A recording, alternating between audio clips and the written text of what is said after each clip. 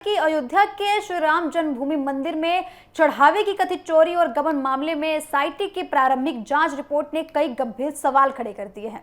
जांच रिपोर्ट के मुताबिक मंदिर के गणना कक्ष में चढ़ावे की गिनती के दौरान कुछ कर्मचारियों की संदिग्ध गतिविधियां सीसीटीवी कैमरे में रिकॉर्ड हुई हैं।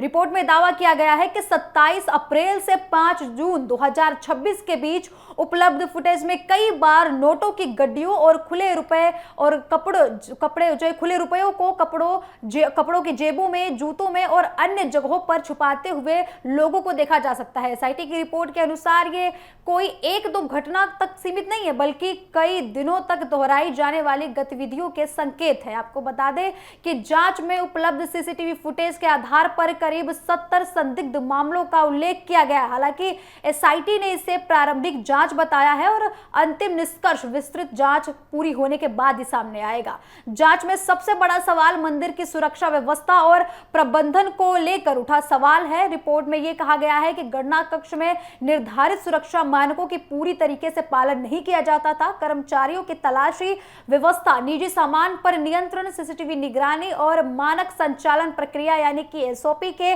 पालन में कमियां पाई गई हैं।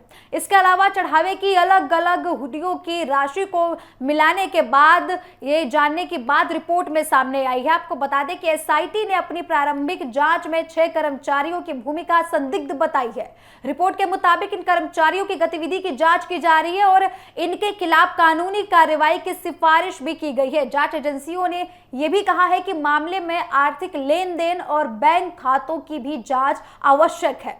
रिपोर्ट में बरामदगी का भी जिक्र किया गया है। आपको बता दें कि जांच के अनुसार कुछ कर्मचारियों से लाखों रुपए की नकदी, विदेश मुद्रा और अन्य वस्तुओं की बरामदी का दावा भी किया गया है। इसके अलावा कुछ संदिग्ध वित्तीय लेन देन की जांच भी की जा रही है ताकि ये पता लगाया जा सके कि कथित गड़बड़ियां कहां से जुड़ी हुई थी और जो गड़बड़ियां रकम में की गई है उनका इस्तेमाल कहां पर हुआ था और कैसे हुआ था। इस मामले में ट्रस्ट की निगरानी व्यवस्था पर भी गंभीर सवाल उठाए हैं। एसआईटी रिपोर्ट में यह कहा गया है कि अगर सुरक्षा नियम नियमित और जिम्मेदार अधिकारियों की भूमिका का बेहतर नियंत्रण अगर उन पर होता तो ऐसी स्थिति को रोका जा सकता था। रिपोर्ट में व्यवस्था की मजबूत करने और भविष्य में ऐसी घटनाओं की रोकथाम के लिए कई सुधार के लिए भी कदम उठाने के सुझाव दिए गए हैं। वहीं सोशल मीडिया पर चांदी की ईंटों और अन्य बहुमूल्य चढ़ावे के गायब होने को लेकर लगाए गए आरोपों की जांच प्रथम दृष्टता पुष्टि नहीं होने की बात भी रिपोर्ट में कही गई है। एसआईटी ने स्पष्ट किया है कि मूल्यवान वस्तुओं के रिकॉर्ड और प्रबंधन को अधिक सुरक्षित बनाना बेहद जरूरी है। इस पूरे विवाद के बीच श्री राम जन्मभूमि तीर्थ क्षेत्र ट्रस्ट में भी बड़ा प्रशासनिक बदलाव देखने को मिला है। आपको बता दें कि ट्रस्ट के महामंत्री चंपत राय और सदस्य अनिल मिश्रा का इस्तीफा स्वीकार किया गया है और कृष्ण मोहन को अंतरिम महामंत्री की जिम्मेदारी दी गई है। वहीं आपको यह भी बता दें कि इस मामले में जांच लगातार आगे बढ़ाई जा रही है। एसआईटी की अंतरिम रिपोर्ट और कानूनी प्रक्रिया के बाद यह पूरी तस्वीर साफ हो पाएगी कि कथित चढ़ावा विवाद में कौन कौन जिम्मेदार था और मंदिर की सुरक्षा व्यवस्था में क्या क्या बदलाव किए जाएंगे।